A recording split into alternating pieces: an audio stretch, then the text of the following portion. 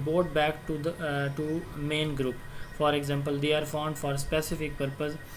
For example, committee on to find losses due to flood. अभी committee बना दी गई है कि वो फ्लड के जो लॉसेस हैं उनके ऊपर काम करे और रिपोर्ट करे फेडरल गवर्नमेंट को फ़र्ज़ करें. इस तरह कमीशन है. Commission is usually appointed by the government. Its member is not elect नहीं किए जाते बल्कि अपॉइंट किए जाते हैं. Commission can be appointed by only government both temporary or permanent in nature. ये गवर्नमेंट ही इसको अपॉइंट करती है अपने मेंबर्स को और ये टेम्परेरी भी होती है और परमानेंट भी हो सकती है. देन नेक्स्ट क्वेश्चन है difference between law and constitution. कोई बता सकता है इनका डिफरेंस लॉ और कॉन्स्टिट्यूशन का?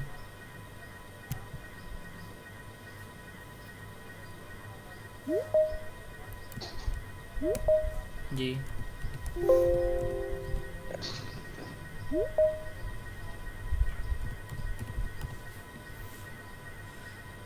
कोई बताना चाहे difference, what is difference between law and constitution? Constitution complete तमाम लॉज का summation. Single rule while constitution is a set of rules. Ji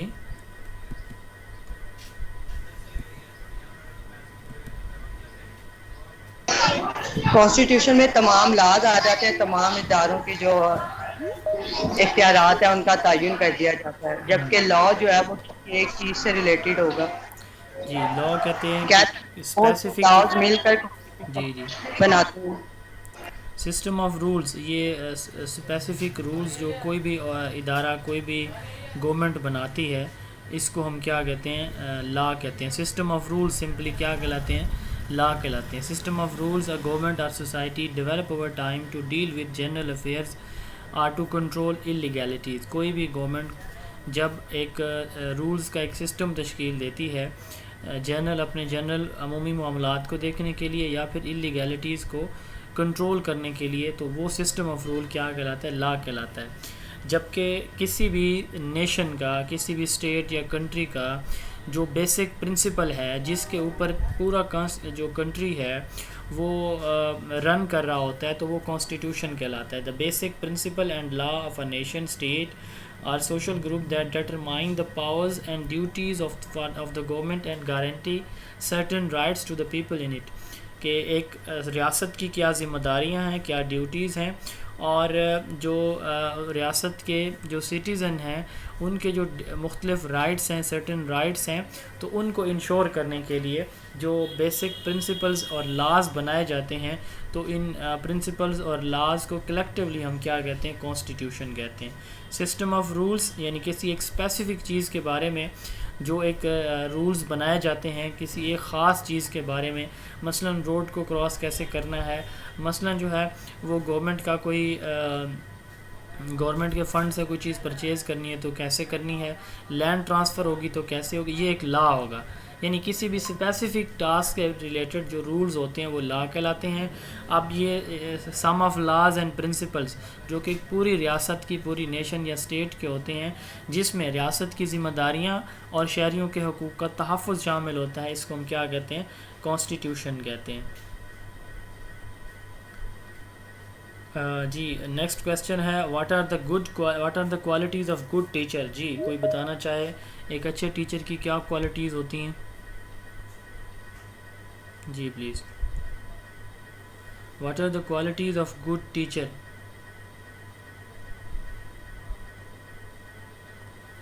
sir qualities of good teacher में क्या हम उनको पॉइंट आउट कर सकते हैं जो minimum national standards of education में जो क्वालिटी एजुकेशन में जो बताई गई हैं वही वाली स्टैंडर्ड सारी आप बता सकते हैं.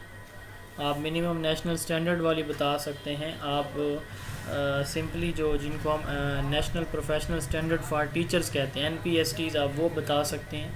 इसके अलावा आप सिंपल वर्ड्स में यानी वो 10 जो national professional standard for teachers हैं NPSTs, यही हमारे स्टैंडर्ड मिनिमम 10 स्टैंडर्ड भी हैं फॉर क्वालिटी एजुकेशन या for quality of a teacher. तो यही हम अपने स्टैंडर्ड जो है यहाँ पे भी बता सकते हैं कि minimum national standard for quality education में जो 7 स्टैंडर्ड है उनमें एक टीचर से रिलेटेड है, उसमें भी 10 बताए गए हैं. और वैसे national professional standard for teachers in Pakistan NPSTs 2009 में जो इस्टेब्लिश हुए थे उनमें भी 10 जो है वो स्टैंडर्ड्स हैं। इसके अलावा आप बता सकते हैं कि टीचर जो है वो एम्पैथेटिक होना चाहिए, टीचर स्टूडेंट के साथ अच्छा रिलेशनशिप बनाए, वो उनके प्रॉब्लम्स को अंडरस्टैंड करे, उसकी कम्युनिकेशन स्किल स्ट्रॉन्ग होनी चाहिए, वो मॉडर्न और लेटेस्ट जो टेक्नोलॉजीज़ हैं, ट्रेंड्स हैं, प्रैक्टिसेस हैं, उनको इम्प्लीमेंट करें अपनी क्लासरूम में, अपनी क्लासरूम को ग्लोबल रिसोर्सेज के साथ इंटरलिंक करें, चाइल्ड सेंटर्ड जो टीचिंग मेथडोलॉजीज़ हैं उनको फ़रोग़ दे, बच्चे के जो प्रॉब्लम है उनको अंडरस्टैंड करें, उसकी ग्रोथ और डेवलपमेंट का नॉलेज उसके पास होना चाहिए, एट्सेट्रा। तो इनमें काफ़ी सारे पॉइंट हमारे NPSTs में भी मौजूद हैं। गुड फ्रेंडली रिलेशनशिप ये पहला पॉइंट है किसी भी टीचर का। तो मज़ीद जो है आप ये NPSTs भी इसमें ऐड कर सकते हैं। अच्छा, ये तो हो गया कि क्वालिटीज़ ऑफ गुड टीचर। आगे हैं what are qualities of good leader. एक अच्छे लीडर की क्या क्वालिटीज़ होती हैं? जी, कोई बताना चाहे क्वालिटीज़ ऑफ गुड लीडर?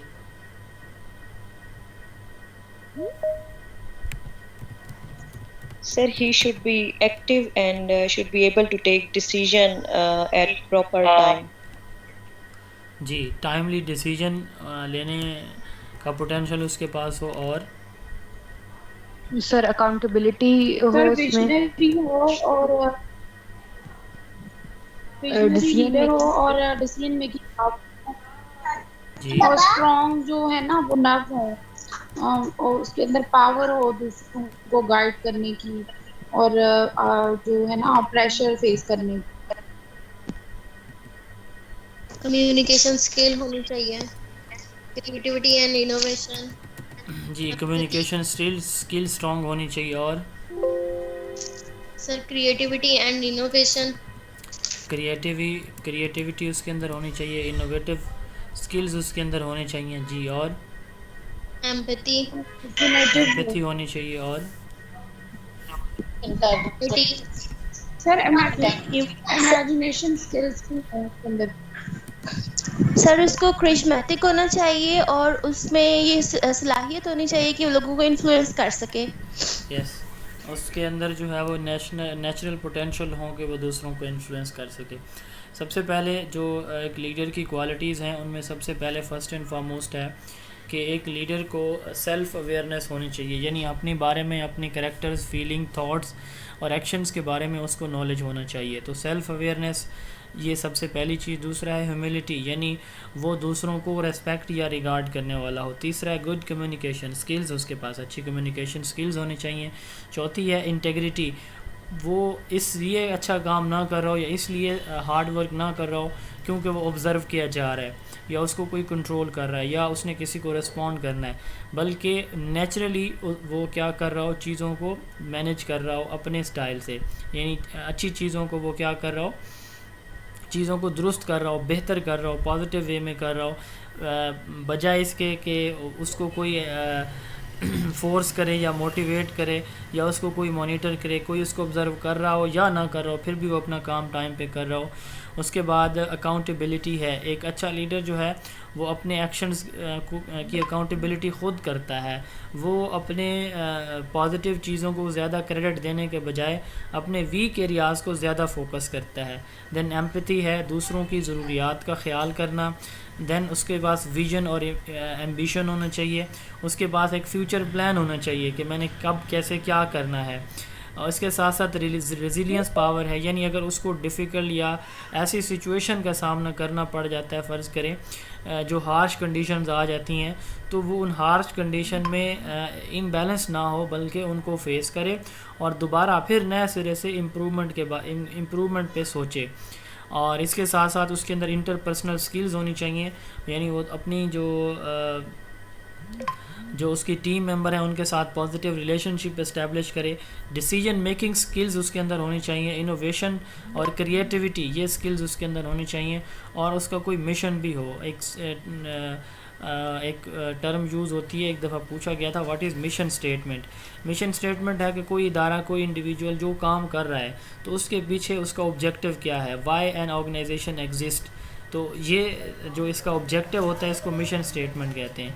मसलन provision of quality education, enter to serve and out, enter to learn and out to serve, ये फ़र्ज़ करें ये जो है वो मिशन स्टेटमेंट है कि यहाँ हम अच्छी तरबियत करेंगे ताकि एक अच्छा सिटीज़न पैदा करें इस स्कूल के अंदर, वो बाहर जाके पब्लिक को सर्व करे। तो मिशन स्टेटमेंट कहते हैं कि कोई भी इदारा उसका प्राइम ऑब्जेक्टिव या फंक्शन क्या है, उसको मिशन स्टेटमेंट कहते हैं।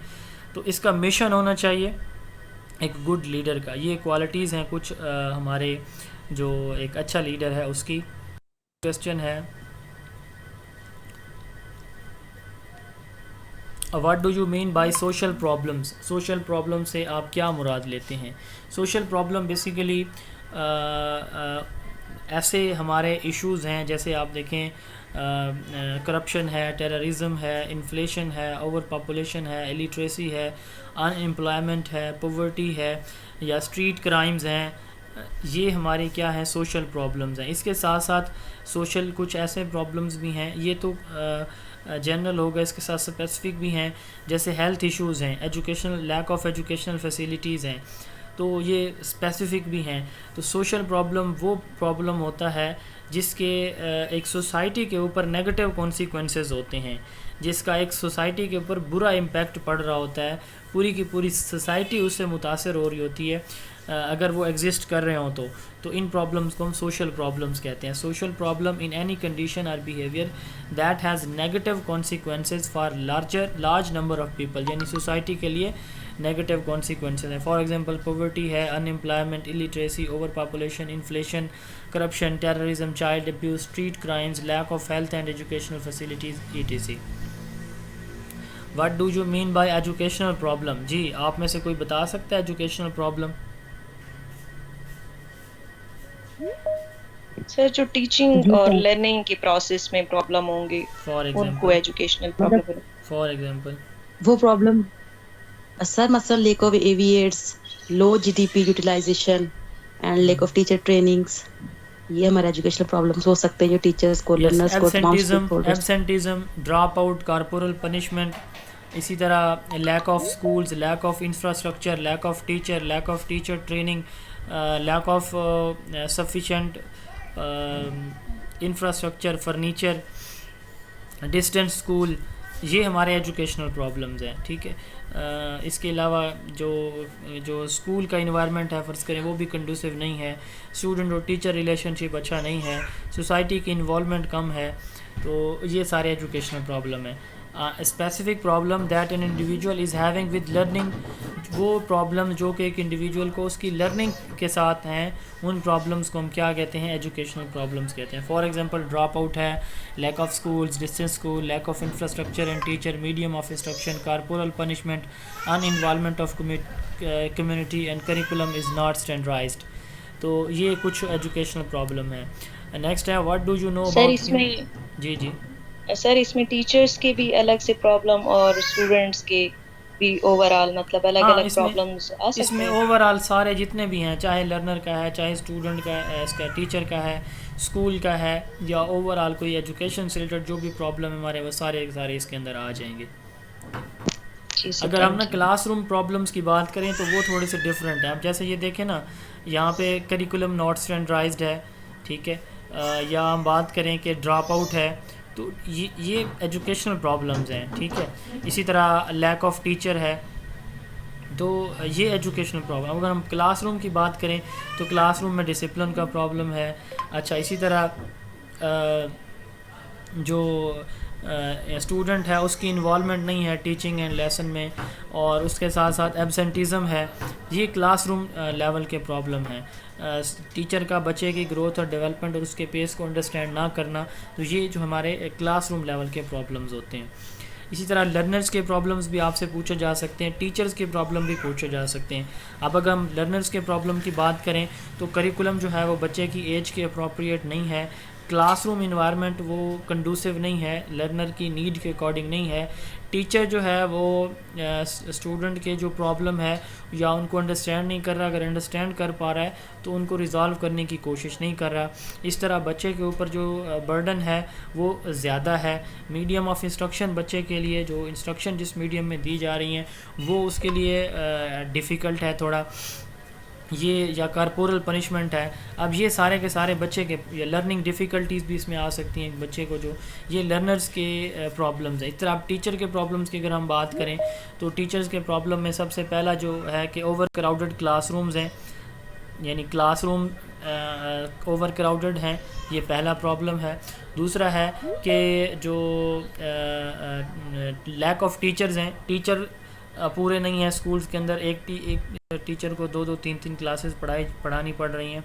अच्छा, इसी तरह टीचर की प्रॉपर जो है वो ट्रेनिंग भी नहीं कराई जाती। ठीक है, टीचर्स को जो है वो टीचिंग से के अलावा दूसरी एक्टिविटीज़ में इन्वॉल्व किया जाता है स्कूल्स के अंदर। तो ये कुछ टीचर्स के प्रॉब्लम्स हैं। ठीक है, अब जो एजुकेशनल प्रॉब्लम्स होंगे और स्कूल प्रॉब्लम वो सिमिलर होंगे। लर्नर के अलग हैं, टीचर के अलग हैं, क्लासरूम के अलग हैं, एजुकेशनल या स्कूल के अलग हैं। ये मैंने आपको सारे बता दिए। अगर कहीं से कोई सवाल आ जाता है तो आप इनको जवाब दे सकते हैं। जो एजुकेशनल प्रॉब्लम है ना, उसमें ये सारे आ जाएंगे, टीचर, लर्नर, स्कूल के, क्लासरूम के सारे आ जाएंगे। What do you know about human development index? HDI stands for human development index.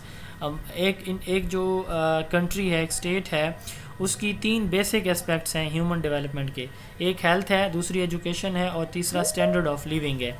Health, education और स्टैंडर्ड ऑफ लिविंग में एक स्टेट की, एक कंट्री की क्या अचीवमेंट है, यानी कितनी प्रोग्रेस है, वो कौन से नंबर पे फॉल कर रहा है जो वर्ल्ड वाइड। तो पाकिस्तान का जो ह्यूमन डेवलपमेंट इंडेक्स है वो आज की डेट की बात हम कर रहे हैं, वो 154 है। 154 नंबर पे पाकिस्तान ह्यूमन डेवलपमेंट इंडेक्स में फॉल कर रहा है, यानी हमारी वर्ल्ड रैंकिंग में 154 नंबर पे हम मौजूद हैं। जो हेल्थ, जहाँ पे नॉलेज और स्टैंडर्ड ऑफ लिविंग की फैसिलिटीज़ जो है वो बेहतर हैं। तंदुरुस्ती हज़ार नेमत। जी, टोटल कितने कंट्रीज हैं इसमें? हमारा 154 है टोटल जितने हैं 192 192 हैं 192 है सर। जी, 192। तंदुरुस्ती हज़ार नेमत है। Speak over it for 2 minutes. आपको कोई भी टॉपिक दिया जा सकता है, आपसे कहा जाएगा कि इसके ऊपर 2 मिनट बात करें। ठीक है, अब जैसे ये टॉपिक है तंदुरुस्ती हज़ार नेमत है, इस पर कोई बात करना चाहे 2 मिनट जी प्रैक्टिस के लिए।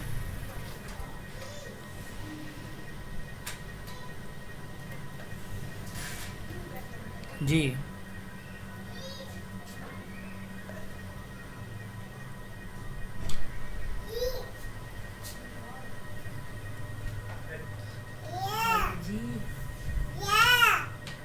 जी कोई बताना चाहे?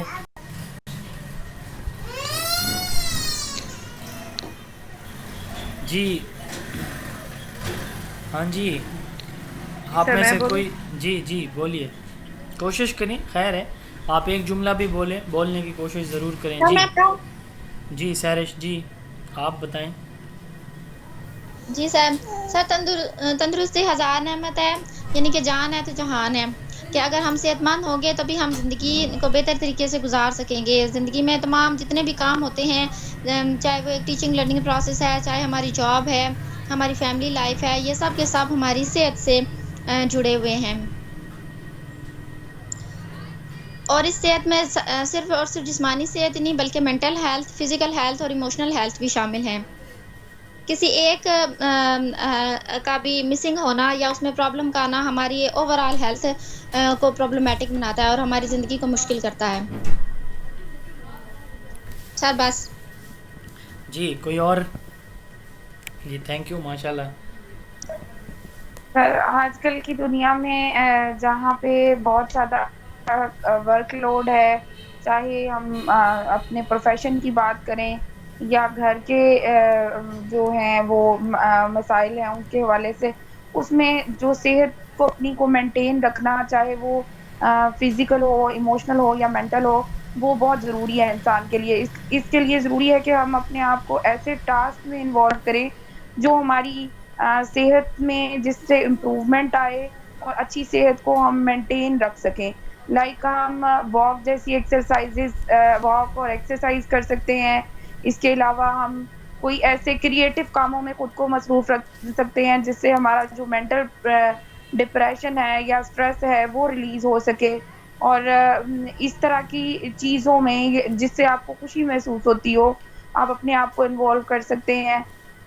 ताकि आपकी जो जिस्मानी ज़हनी सेहत है वो बेहतर हो सके। और इसके अलावा अपने मतलब जब आप सेहत की बात करें तो उसमें खाने-पीने की भी चीज़ें आती हैं, तो आप एक हेल्दी लाइफ़स्टाइल को अपने अडॉप्ट करें ज़िंदगी में। उसमें खाना-पीना, उसमें आपका बैठना-उठना, आपकी गैदरिंग और आपका जो काम है, जहाँ पे आपकी वर्क प्लेस एनवायरनमेंट है, वो इस तरह का क्रिएट करें कि ये सारे आपकी ज़िंदगी के अंदर आपके एक हेल्दी लाइफ़स्टाइल को प्रमोट कर सकें। अगर ये सारी चीज़ें आपके साथ चलेंगी तो फिर वो आप एक सही ज़िंदगी गुज़ारने के काबिल हो सकेंगे और वो एक सही वो स्टेटमेंट को पूरा करेंगे कि अगर जान है तो जहान है। यानी आप अगर मेंटली, फिज़िकली फिट हैं तो आपको दुनिया अच्छी लगेगी, तो ही आप दुनिया को एक अच्छे इंसान के तौर पे सर्व कर सकेंगे। तो आपको अपनी सेहत का ख़्याल रखना चाहिए ताकि आप एक अच्छे ह्यूमन बीइंग बनकर अब दुनिया में सर्व कर सकें। जी, थैंक यू सो मच। बाकी लोग भी कोशिश करें बोलने की जब आपको मौका दिया जाए। नेक्स्ट क्वेश्चन है, what is meant by universal education. हमने कल बात की थी ईफ़ा की, एजुकेशन फॉर ऑल की। तो बेसिकली यूनिवर्सल जो वर्ड जब भी आएगा एजुकेशन में, इसका मतलब ये होता है यूनिवर्सल करना, यूनिवर्सलाइज करना। इसका मतलब ये होता है हर एक को इक्वल अपॉर्चुनिटीज़ प्रोवाइड करना। यानी जो डिस्क्रिमिनेशन है, हम क्लास की, रेसेस की, जेंडर की, सेक्स की, एथनिक बैकग्राउंड की, फ़िज़िकल मेंटल डिसेबिलिटीज़ की, इन सारी चीज़ों को सेट असाइड करके जब हम हर एक इंडिविजुअल को इक्वल अपॉर्चुनिटी प्रोवाइड करें, it is called universal education. Education for all people to have equal opportunities in education regardless of their social class, race, gender, sexuality, ethnic background or physical and mental disabilities। यानी हम religious, political, spiritual, social किसी भी जो discrimination है उसको एक side पे रख के जब इक्वल अपॉर्चुनिटीज़ हर इंडिविजुअल को हम प्रोवाइड करें तो इसको हम यूनिवर्सल एजुकेशन कहते हैं। नेक्स्ट क्वेश्चन है, व्हाट इज़ आर्टिकल, यानी दूसरे लफ्ज़ों में ईफ़ा जो है वो यूनिवर्सल एजुकेशन का कॉन्सेप्ट ही है।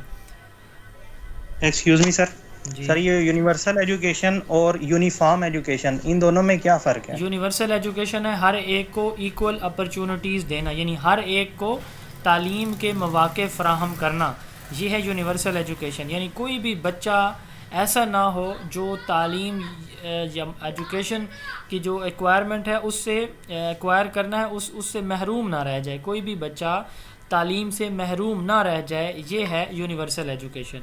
यूनिफॉर्म एजुकेशन है कि आप जिन बच्चों को एजुकेट कर रहे हैं तो उनको इक्वल अपॉर्चुनिटीज़ प्रोवाइड कर रहे हैं, ठीक है। अब यूनिवर्सल एजुकेशन का कॉन्सेप्ट और इसमें डिफरेंस क्या है, वो सारी की सारी क्लास को, जितने भी बच्चे हैं वर्ल्ड वाइड, उन सब की बात करते हैं कि सारे बच्चों को एजुकेट करना है हमने, ये है यूनिवर्सल एजुकेशन। यूनिफॉर्म एजुकेशन ये है कि जो बच्चे हमारे पास आ रहे हैं पढ़ने, उनको हम इक्वली ट्रीट कर रहे हैं सबको। जी, यूनिफॉर्म जो है ये जदीद एजुकेशन को नहीं कहेंगे? जी, यूनिफॉर्म एजुकेशन जो है ना, ये जदीद एजुकेशन को नहीं कहेंगे?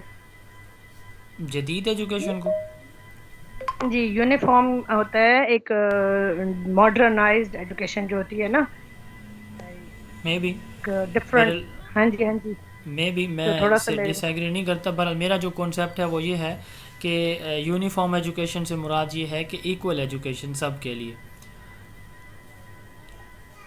आपको अगर कंफर्म है इसके बारे में तो आप अपना इनपुट दे दें। जी जी सर, ये इक्वल किस टर्म्स में इक्वल है? यानी कि जैसे कि अब हम एक बच्चे क्लास में लेक्चर दे रहे हैं तो सारे बच्चे एक ही डिस्क्रिमिनेशन ना रखें, हम डिस्क्रिमिनेशन ना रखें कि ये बच्चा जो है वो फ़लाँ कम्युनिटी से है, ये फ़लाँ रिलीजन से है, ये फ़लाँ रेस से है, ये फ़लाँ ग्रुप से है।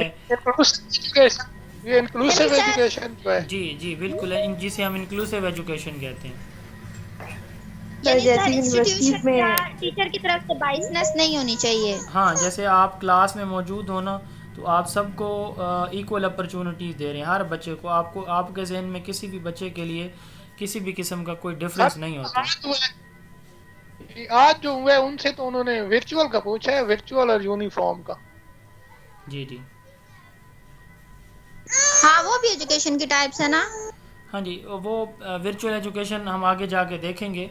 ऑनलाइन क्लास में जब हम ऑनलाइन फॉर्मेट पे जब हम teaching, use of technology in learning and teaching, यही नहीं होगा?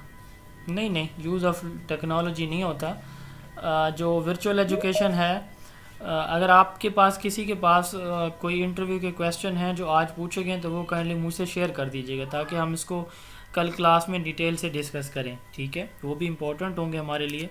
वर्चुअल एजुकेशन और ऑनलाइन एजुकेशन में डिफरेंस है। ऑनलाइन एजुकेशन ये है कि आप अपने मोबाइल से किसी भी वक्त कोई भी चीज़ जो है वो सर्च कर लेते हैं, उसको पढ़ लेते हैं। इसमें आपको बाकायदा किसी भी कोर्स, प्रोग्राम या डिग्री में एडमिशन नहीं लेना पड़ता। वर्चुअल एजुकेशन ऑनलाइन एजुकेशन है जहाँ पे आपको किसी भी एक इदारे, इंस्टीट्यूट से, ऑर्गेनाइजेशन से रजिस्टर होके उससे जो है आपकी टीचिंग लर्निंग ऑनलाइन होती है। ऑनलाइन लर्निंग लेकिन बाकायदा किसी इदारे से आपकी टीचिंग और लर्निंग होती है, उसको हम वर्चुअल लर्निंग कहते हैं। जबकि ऑनलाइन या ई लर्निंग है कि आप किसी भी वक्त कहीं से कुछ भी डाटा डाउनलोड करके ऑनलाइन रीड कर रहे हैं या वीडियोस देख रहे हैं, टेक्स्ट मटेरियल पढ़ रहे हैं, तो ये आपका ऑनलाइन होता है। ऑनलाइन फॉर्मेट जब आप किसी भी एक इदारे से तालीम लेते हैं तो वो आपकी वर्चुअल एजुकेशन होती है। आगे जाके हम देखेंगे और इसकी डेफिनेशन बुक में भी मौजूद है। जी, यूनिफॉर्म एजुकेशन मैंने अभी साथ सर्च भी किया है तो वही है कि common curriculum, common methods of teaching, यानी हर बच्चे के लिए आप इक्वल अपॉर्चुनिटीज़ दे रहे हो तो ये यूनिफॉर्म एजुकेशन होती है, जैसे इंक्लूसिव एजुकेशन होती है। तो नेक्स्ट क्वेश्चन है what is article 25A? 25A sir मैं बताऊं, जी बताइए। Free and compulsory education is the responsibility of state. अच्छा, ये किस क्लास तक के लिए है ये फ्री एंड कंपल्सरी एजुकेशन की प्रोविज़न? सर जी सेकेंडरी तक 5 से 16 साल उम्र और सेकेंडरी एजुकेशन तक 5 से 16 साल एज और सेकेंडरी यानी 10वीं जमात तक फ्री एजुकेशन प्रोवाइड करना ये स्टेट की रिस्पॉन्सिबिलिटी है। Who was the founder of idealism? ये कब आया था? 2010 को। कब आया था आर्टिकल 2010 को जो है 18th अमेंडमेंट हुई थी। मैंने कल या परसों शायद बताया था जब करिकुलम की बात हो रही थी। तो 2010 में जो आइन में हमारे कॉन्स्टिट्यूशन 1973 में 18वीं तरमीम हुई थी तो उस वक़्त ये जो आर्टिकल 25 है, IA है, ये इंक्लूड किया गया था। और सूबों से जो 18th अमेंडमेंट में दूसरा काम ये कि विफाक से जो एजुकेशनल प्लानिंग के अख्तियारात हैं वो लेके सूबों को दिए गए थे। Who was founder of idealism? Plato founder है आइडियलिज्म के। Compare inductive and deductive method, इसकी एग्जांपल मैंने कल परसों दी थी, कोई बताना चाहे? जी सर मैं बताऊं? जी बताइए। सर इंडक्टिव मेथड है कि अगर हम क्लास में गए हैं और हम बच्चे से एक चीज़ दिखा के, फॉर एग्जांपल हम living and non living thing पढ़ा रहे हैं, तो हम उसको पढ़ाने से पहले बच्चे को पूछें कि ये टेबल क्या है, तो बच्चा उसको बताए कि जी ये जानदार है, इसमें ये खूबियाँ हैं। तो उसके बाद हम उससे पूछें ये क्या है, उनकी खूबियाँ पूछें और उसके बाद हम बताएं कि ये जानदार है, सांस लेता है, जो चलता है और जो बोलता है, या जिनकी नस्ल बढ़ती है, और बेजान वो है जिसकी नस्ल नहीं बढ़ती, जैसे टेबल है। तो उसके बाद यानी मैं उसको बोर्ड पे पढ़ाना शुरू करूँ, पहले उसकी एग्जांपल दूँ। तो ये इंडक्टिव है, यानी एग्जांपल से स्पेसिफिक से जनरल की तरफ जाना, पहले मिसाल देना, दिखाना किसी चीज़ को। फूल के हिस्से हैं, मसलन अगर मैं पढ़ाना चाह रही हूँ पार्ट्स ऑफ फ्लावर, तो मैं पहले फूल उसे दिखाऊँ, उसके रूट्स, फ्लावर पार्ट्स वगैरह दिखा के फिर मैं बाद में बताऊँ कि ये है ना, ये पार्ट्स ऑफ फ्लावर है, तो फूल है ये। तो इसके बाद जो डिडक्टिव होता है उसमें ये होता है कि पहले लिविंग और नॉन लिविंग थिंग का मैं पढ़ाना शुरू कर दूँ और उसके बाद उन्हें एग्जांपल दूँ कि ये टेबल जो है ना ये जान है, और जो इंसान है वो जानदार है, ये जानवर जानदार है। यानी जनरल से मैं फिर स्पेसिफिक की तरफ लेके जाऊँ। जी, पहले डिटेल बताऊँ बाद में। जब आप अपनी क्लास को पढ़ा रहे हो और पहले आप एग्जांपल्स दें और एग्जांपल्स के बाद आप अपने उस टॉपिक्स को उन एग्जांपल की बेस पे एक्सप्लेन करें, तो ये आपकी इंडक्शन कहलाती है या इंडक्टिव मेथड ऑफ टीचिंग कहलाता है। डिडक्टिव में आप सारा टॉपिक पहले एक्सप्लेन करें और एंड पे उसको एग्जांपल्स दें, तो इसको हम क्या कहते हैं? डिडक्टिव मेथड कहते हैं। अच्छा, टीचिंग में आप अपनी टीचिंग के दौरान जो एग्जांपल्स यूज़ करते हैं, इसके लिए एक और टर्म भी यूज़ की जाती है, जी, एग्जांपल्स या पिक्चर्स वगैरह को इस्तेमाल करना अपनी क्लास में, इसके लिए एक स्पेसिफिक टर्म और यूज़ की जाती है, उसको क्या कहते हैं? AVAs, illustration, AVAs, एक्सपोजिशन और इलस्ट्रेशन का पता है किसी को क्या होती हैं? Yes sir. जी सर। जी, तो क्या एग्जांपल्स देना और एड्स का इस्तेमाल करना विजुअल्स का, उसको क्या कहते हैं? सर इसको इलस्ट्रेशन बोलते इसको हैं। इलस्ट्रेशन कहते हैं। जॉन आदम ने इंट्रोड्यूस करवाया था ये कॉन्सेप्ट, उसको इलस्ट्रेशन कहते हैं। जी सर नेक्स्ट। एक सजेशन है, अगर आप माइंड ना करें तो जी जी आप कुछ ज्यादा डाटा स्टूडेंट को दे रहे हैं, इससे तो कंफ्यूजन ज्यादा फैल रही है, जबकि इंटरव्यू में वो बेसिक चीजें पूछते हैं। इसलिए काइंडली आप थोड़ा सा रिस्ट्रिक्ट करें टॉपिक्स को। आप फर्ज करें कैसे? ठीक है, ये नॉलेज आप दे रहे हैं, अच्छी बात है, लेकिन ये तो रिटर्न के लिए ज़रूरी है, लेकिन हम प्रिपरेशन कर रहे हैं इंटरव्यू के लिए। आई थिंक ये चीज़ें नहीं वो पूछते, वो बेसिक पूछते हैं। चलिए मैं क्या डिस्कस करूं? मीन्स आप जस्ट इतना बता दें डिडक्टिव और इंडक्टिव होता क्या है और इसकी एग्जांपल्स, बजाय ये कि आप ये कहें कि फलां चीज़ को ये बोलते हैं। ये टर्म्स तो आप ठीक है, आपके पास है नॉलेज, लेकिन कम से कम आप स्टूडेंट को कंफ्यूज ना करें। सजेशन है मेरी, आगे आप नहीं सर बहुत अच्छे से आप पढ़ा रहे हैं, क्योंकि वो क्वेश्चन में ही क्वेश्चन पूछते हैं। चलें, लेकिन वो इतने किसको कौन कंफ्यूजन का शिकार होता है? जी, किसी और को ये प्रॉब्लम है कि इस तरह की एक्सप्लेनेशन से आपसे एक रिक्वेस्ट है, ताकि जो थोड़ा सा हीटेड एनवायरनमेंट है, जो है रिजेंटमेंट शो कर रहे हो, वो भी थोड़ा सा कम हो जाए। तो मैं आपसे एक हम्बल रिक्वेस्ट करना चाह रही थी। जी जी सर, ये जितने भी टॉपिक हैं, आप जैसे कि मेरा बैकग्राउंड जो है वो एजुकेशन का, मतलब आप मैं बिल्कुल शर्म महसूस नहीं करूँगी ये कहने में कि मेरा जो बैकग्राउंड है वो बहुत लो या समझ लें कि ना होने के बराबर है। तो जैसे डिफाइन प्रैग्मेटिक्स और माइक्रो टीचिंग, तो सर मैं चाहूँगी कि मतलब आप ब्रीफ इनको बताते जाएं, बेशक थोड़ा सा डिटेल्ड बताएं और आप खुद ही बताते जाएं, ताकि कोई भी क्वेश्चन ऐसा ना हो कि हम इंटरव्यूअर के सामने एड्रेस ना कर पाएं। देखिए, मेरी तो यही कोशिश है, मैंने यही बात आपसे पूछी है कि किसी को इस बात में कोई प्रॉब्लम्स आ रहे हैं कि मैं जो एक्सप्लेनेशन दे रहा हूँ उससे आपका पहले वाला नॉलेज ही डिस्टर्ब हो रहा है या कंफ्यूजन का शिकार होने आप? नहीं सर मैं सर अपना जी क्लियर हो जाते हैं एक एक करके सर, हमारी क्लैरिटी ज्यादा हो जाती है बल्कि चीजों की। लेकिन कम से कम इंटरव्यू के लिहाज से दें, ये तो रिटर्न की चीजें सर पढ़ाने लग जाते हैं। कौन सी सर ये रिटर्न की चीजें नहीं है, सवाल जो आप जवाब देंगे ना उसी में से सवाल निकलता है। फॉर एग्जांपल यही अब इलस्ट्रेशन की जैसे बात निकली है ना, ये इंटरव्यू में भी तो निकल ही सकती है। और वो आप कैसे कह सकते हैं कि वो सिंपल क्वेश्चन पूछते हैं, कॉम्प्लेक्स नहीं पूछते। लास्ट टाइम ये पूछा गया था एक्सपोजिशन और इलस्ट्रेशन से क्या? जी जी सर इंडक्टिव डिडक्टिव का लास्ट में पूछा भी गया है, मेरा दोस्त है उससे पूछा भी गया है। ये मेरे भाई उस्मान साहब सही तरीके से सर पढ़ा रहे हैं, बहुत अच्छे तरीके से पढ़ा रहे हैं। मेहरबानी हमारा भी ना काम एक बात सुन ले, इंडक्टिव गया है, लेकिन आगे जो चीजें बता रहे हैं सर वो नहीं पूछी गई, वो जस्ट स्पेसिफिक रहते हैं, वो डीपली नहीं जा रहा, क्योंकि उनको चलें जी, बहस को ख़त्म करें, बहस को ख़त्म करते हैं। चलें नेक्स्ट चलते हैं। चलें जी, आप लोग अपने माइक्स म्यूट करें प्लीज़, टाइम वेस्ट ना करें, कोई फ़ायदा नहीं है इस बहस का।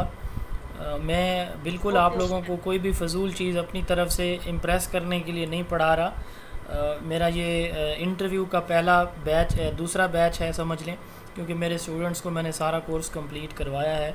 मेरे YouTube के ऊपर आपको सैकड़ों वीडियोस मिल जाएंगी। मेरा हरगिज़ ये कोशिश नहीं है कि मेरे पास नॉलेज है और मैं आपको शो करूं। एक टीचर की ये रिस्पॉन्सिबिलिटी होती है कि उसने अपना नॉलेज ट्रांसफ़र करना है।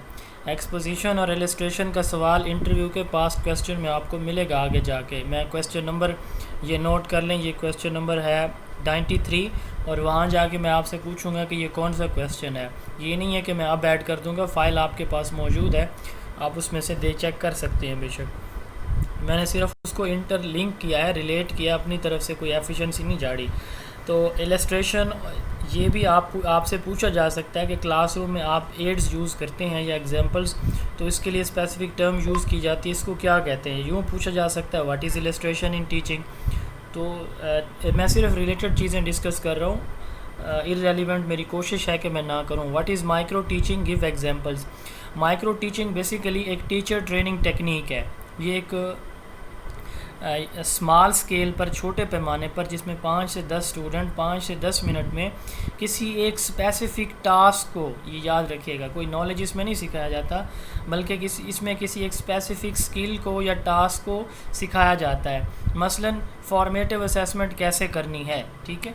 तो अब इसमें फॉर्मेटिव असेसमेंट में आपने क्वेश्चन कैसे करने हैं, फ़र्ज़ करें ये क्योंकि टीचर ट्रेनिंग स्किल है, तो इसमें सिर्फ एक टीचर को ट्रेन करने के लिए जो टेक्निक्स यूज़ की जाती हैं, इसको हम माइक्रो क्यों कहते हैं, इसमें इसलिए कहते हैं इसमें नंबर ऑफ़ स्टूडेंट कम होते हैं, 5 से 10, टाइम बहुत लिमिटेड होता है 5 से 10 मिनट, और टास्क सिर्फ एक होता है, सिंगल टास्क सिखाया जाता है, इसलिए इसको माइक्रो टीचिंग कहा जाता है। इसकी डेफिनेशन है micro teaching is a scale down teaching encounter in class size and class time. ये ड्वाइट डब्ल्यू एलन ने इंट्रोड्यूस करवाई थी 1960 में स्टैनफोर्ड यूनिवर्सिटी में। अब इसकी एग्जांपल हमारे यहाँ जो टीचर ट्रेनिंग कराई जाती हैं, वैसे हमारे यहाँ ये कॉन्सेप्ट नहीं है, इसको इम्प्लीमेंट प्रॉपर नहीं किया जाता, लेकिन आप इसकी एग्जांपल बता सकते हैं कि टीचर्स की ट्रेनिंग के लिए जो मेथड यूज़ किया जाता है, it is called micro teaching. Next question है डिफाइन प्रैग्मेटिज्म। जी, प्रैग्मेटिज्म को कोई डिफाइन कर सकता है? इसमें रोशनी डाल दीजिएगा कि कैसे वन स्किल को जो है किया जाता है, इसमें लर्निंग होती है वन स्किल की, काइंडली इस पे रोशनी डाल दीजिए। स्किल देखें, स्किल कहते हैं किसी टास्क को परफॉर्म करने का जो तरीका होता है ना, उसको हम स्किल कहते हैं।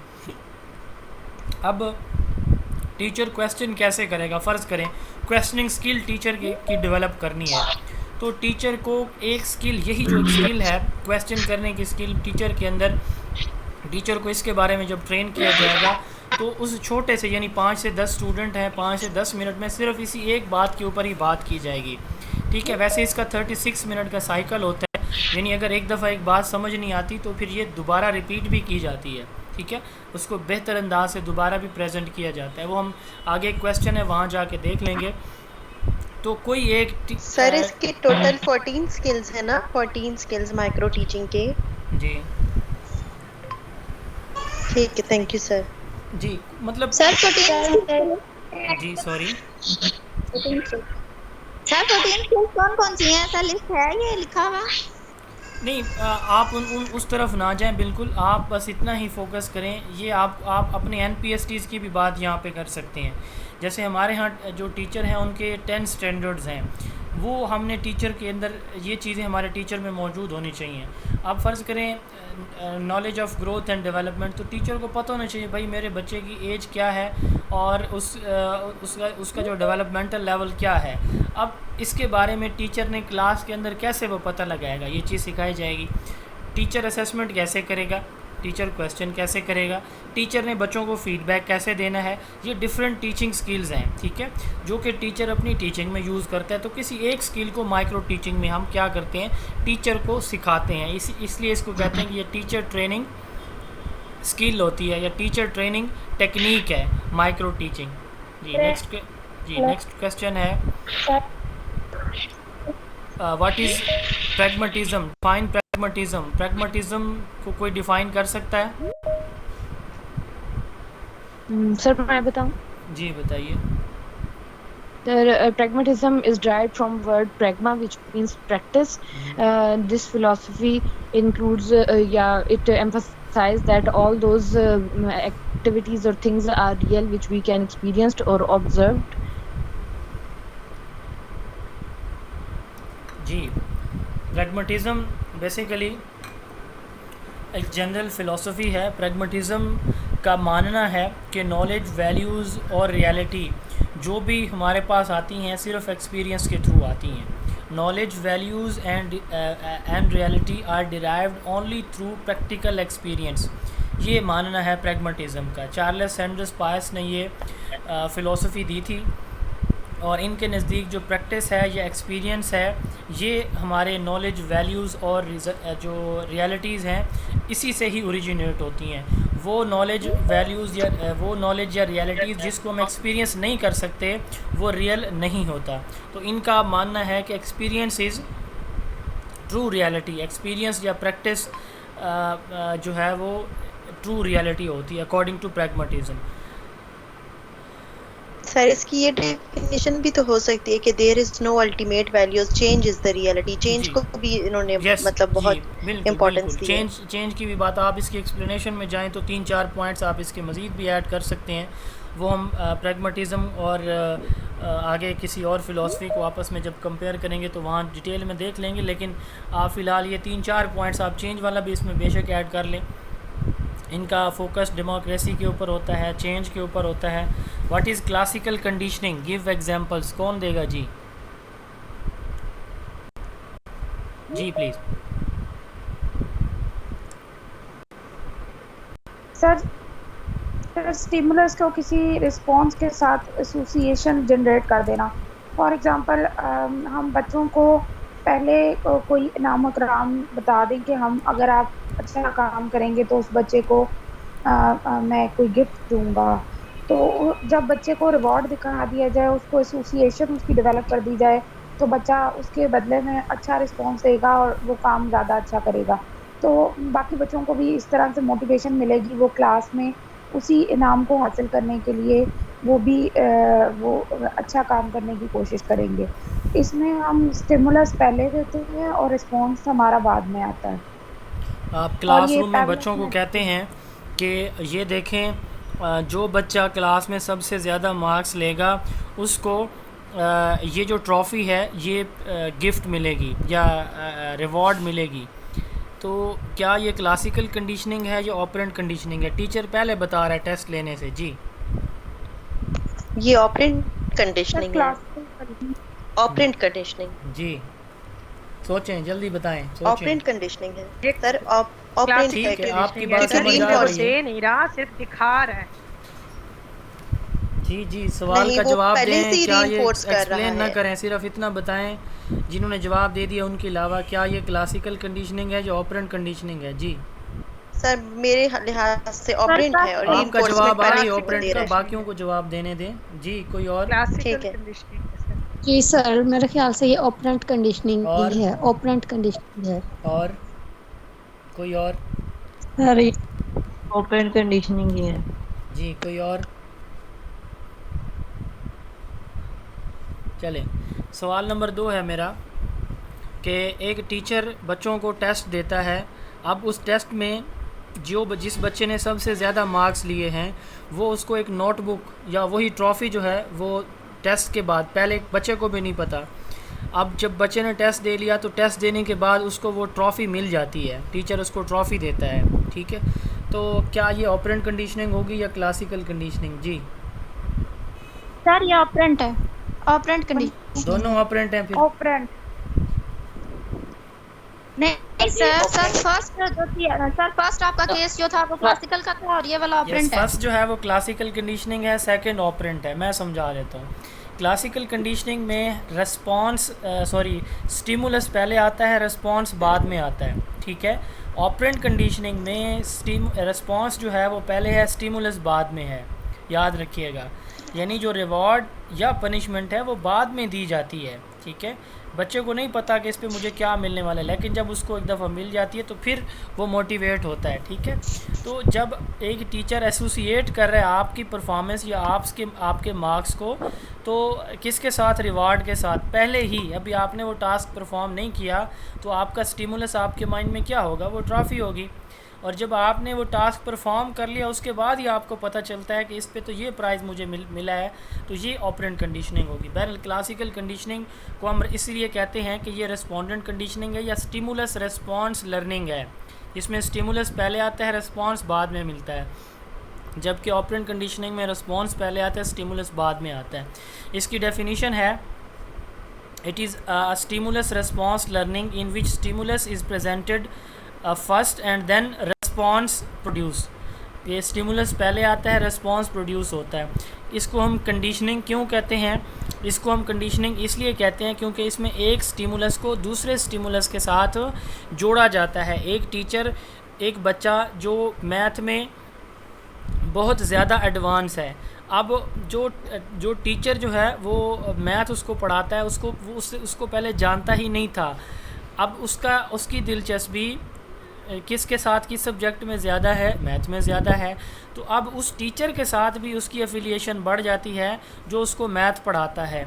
जैसे ही वो टीचर को देखता है वो खुश हो जाता है। क्यों?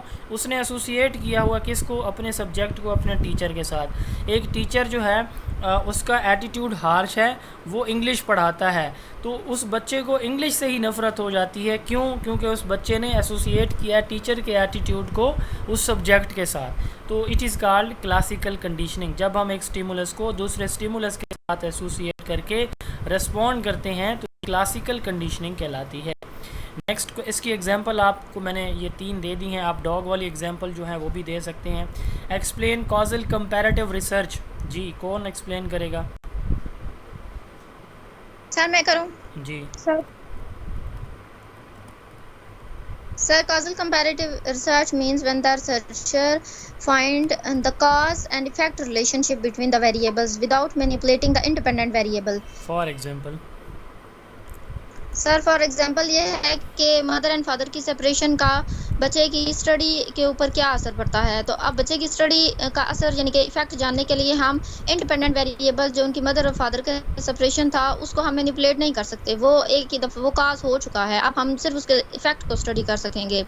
एक चीज़ जो हो चुकी है अब उसके कॉन्सिक्वेंसेस क्या हैं, असरात क्या हैं, ये जो हम स्टडी करते हैं इस रिसर्च को हम क्या कहते हैं? Causal comparative. इसको एक्स पोस्ट फैक्टो रिसर्च भी कहा जाता है। एक्स पोस्ट से मुराद ये है कि पहले से इसमें रीज़न हमें पता चल चुकी है, ठीक है।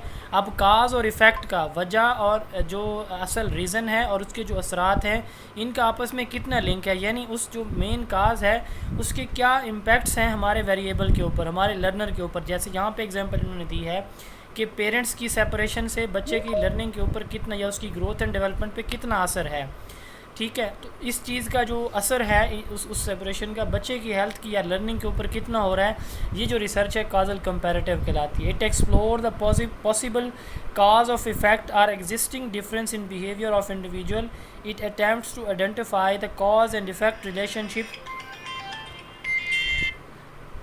effect of having a working mother on school absenteeism.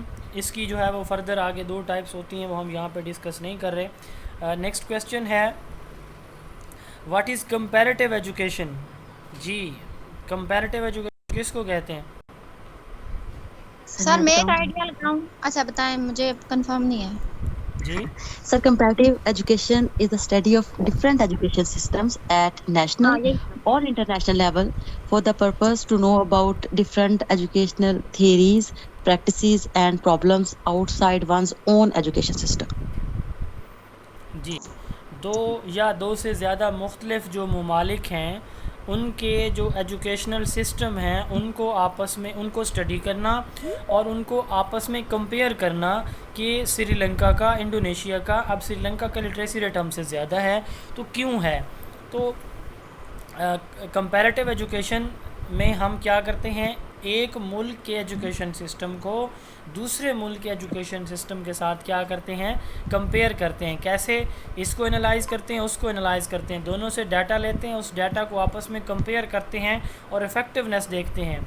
Academic field of study that examine education in one country by using data and insight drawn from other country. एक कंट्री से आपने डाटा लिया या उसको इन्वेस्टिगेट या study किया और उसको देन कंपेयर किया दूसरे मुल्क के एजुकेशन सिस्टम के साथ और उसके रिज़ल्ट्स फिर बताए। जैसे अगर हम बात करें कि उसके श्रीलंका की बात करें या हम बात करें इंडिया की या बाकी ममालिक की, तो किस मुल्क का किस एजुकेशन सिस्टम कैसा है। अब फ़र्ज़ करें अगर हम बात करें इसकी उसकी जापान की, तो जापान में जो है वो जो प्री प्राइमरी एजुकेशन है, ईसी एजुकेशन या इंग्लैंड में, तो वहाँ पे वो एजेंसीज़ प्रोवाइड करती हैं, गवर्नमेंट नहीं प्रोवाइड करती। ठीक है। अब इसी तरह पाकिस्तान में अगर हम बात करें तो प्राइमरी से लेकर हमारी सेकेंडरी तक जो एजुकेशन है ये फ्री है।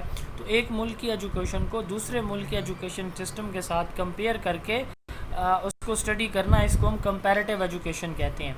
What is judgement? जजमेंट किसको कहते हैं? What is difference between judgment and evaluation? ये सवाल चले मैं अपनी तरफ से आपसे कर रहा हूँ। जजमेंट सबसे पहले मैं चले बता देता हूँ। जजमेंट जो है किसको कहते हैं? किसी भी चीज़ को इवैल्यूएट करना, ठीक है, यानी किसी भी चीज़ की वर्थ या वैल्यू को मेजर करना, इवैल्यूएट करना या असेस करना, ये जजमेंट कहलाती है। अब जब एक प्रोसेस की जब हमारे पास वर्थ या वैल्यू आ जाती है कि ये कितना इफ़ेक्टिव है या नहीं है, ठीक है, कितना इफ़ेक्टिव है या नहीं है, तो अगर नहीं है तो हम उसको चेंज कर देते हैं। यानी ये किसी भी प्रोसेस की वर्थ या वैल्यू को जज करना है, मेजर करना या असेस करना है, और उसकी बेस पे डिसीजन लेना है या कोई ओपिनियन कायम करना है, ठीक है, ये जजमेंट होती है। और इवैल्यूएशन किसको कहते हैं? इवैल्यूएशन बेसिकली जजमेंट का दूसरा नाम है।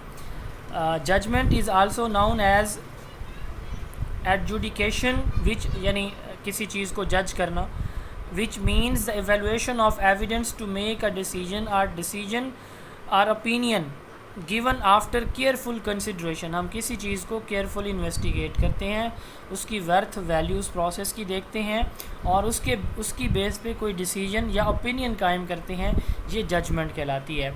और एवेल्यूएशन क्या है? एवेल्यूएशन जजमेंट ही होती है, यानी किसी भी प्रोसेस की एवेल्यूएशन में हम क्या करते हैं? जजमेंट ही करते हैं, और इसी एवेल्यूएशन की बेस या उस जजमेंट की बेस पे हम डिसीजन लेते हैं। Define scaffolding and ZPD with examples. जी, स्कैफोल्डिंग किसको? ZPD, zone of proximal development, और इसके साथ साथ है स्कैफोल्डिंग। वाइगोस्की ने ये कॉन्सेप्ट दिया था जोन ऑफ प्रॉक्सिमल डेवलपमेंट का, और ब्रूनर ने कॉन्सेप्ट दिया था स्कैफोल्डिंग का। और जो वाइगोस्की की थ्योरी है psycho social development theory Vygotsky की, उसमें इन दोनों का जिक्र है। चलिए मैं बात कर लेता हूँ। सबसे पहले वाइगोस्की की थ्योरी को बता देते हैं। वाइगोस्की ने जो बात की साइको सोशल डेवलपमेंट थ्योरी, उसने कहा कि एक इंडिविजुअल अपने इन्वायरमेंट में अपने से जो उससे जो सीनियर बड़े एल्डर्स होते हैं, उनके पास नॉलेज और एक्सपीरियंस ज़्यादा होता है, उनसे वो नॉलेज गेन करते हैं उनके साथ इंटरेक्शन से। यही उसकी थ्योरी थी, theory of psycho social development. इसमें उन्होंने जो दो इम्पॉर्टेंट बातें की हैं, एक तो उसने सोशल इंटरेक्शन की बात की है, दूसरा लैंग्वेज की बात की है। यहाँ पे जो उसने सोशल इंटरेक्शन की बात की है ना, तो उससे रिलेटेड 3 टर्म्स हैं, 2 यहाँ पे मेंशन है इस सवाल में, एक मैं आपको खुद से बता रहा हूँ। सबसे पहले उसने कहा MKO, उसने कहा कि सोसाइटी के अंदर कुछ इंडिविजुअल्स ऐसे होते हैं जिनका नॉलेज या एक्सपीरियंस ज़्यादा होता है, यानी पेरेंट्स हैं, टीचर्स हैं, इनका नॉलेज या एक्सपीरियंस बच्चों से ज़्यादा होता है। तो उसने कहा कि वो इंडिविजुअल जिसके पास नॉलेज, एक्सपीरियंस या स्किल ज़्यादा होते हैं, यानी टीचर, उनको क्या उसने नाम दिया? मोर नॉलेजेबल अदर, MKO का नाम दिया। ये सवाल आगे मौजूद है, मैं इसको अभी कवर करा रहा हूँ, वहाँ पे मैं डिस्कस नहीं करूँगा MKO को। तो मोर नॉलेजेबल अदर से क्या मुराद है? वो अडल्ट इंडिविजुअल जो गाइड, ट्यूटर या टीचर होते हैं। अच्छा, what is difference between tutor and teacher? क्या डिफरेंस होता है टीचर और ट्यूटर में? जी, ट्यूटर कहते हैं वो जब एक टीचर सिर्फ एक बच्चे को पढ़ा रहा हो तो ये ट्यूटर होता है। जब एक टीचर एक क्लास को, एक ग्रुप को पढ़ा रहा होता है, एक इंडिविजुअल या गाइड या इंस्ट्रक्टर, तो उसको हम क्या कहते हैं? टीचर कहते हैं। इंडिविजुअल को पढ़ाना ट्यूटरशिप है, और टीचिंग क्या होती है? ग्रुप को पढ़ाना। ठीक हो गया। अच्छा, मोर नॉलेजेबल अदर में ये ट्यूटर भी हो सकता है, टीचर भी हो सकता है। तो MKO कौन है? वो इंडिविजुअल अडल्ट जिसके पास ज़्यादा नॉलेज, स्किल्स, एक्सपीरियंस मौजूद होते हैं, उसको MKO कहा जाता है। ठीक है। अब MKO में उसने कहा कि सोशल इंटरेक्शन जो उसकी थ्योरी है, उसमें उसने कहा कि हर बच्चे की एक स्टेज होती है, स्पेसिफिक डेवलपमेंट स्टेज। उस स्टेज को उसने नाम दिया जोन ऑफ प्रॉक्सिमल डेवलपमेंट का। उसने कहा कि हमारे बच्चे, उसके अंदर सलाहियतें होती हैं हमारा बच्चा कुछ टास्क ऐसे होते हैं जिनको वो करना चाह रहा होता है, लेकिन अगर उसको सपोर्ट ना दी जाए तो वो उस टास्क को परफॉर्म नहीं कर सकता। एक बच्चा साइकिलिंग सीखना चाह रहा है, वो साइकिल पे बैठता है, गिर जाता है, फिर बैठता है, फिर गिर जाता है।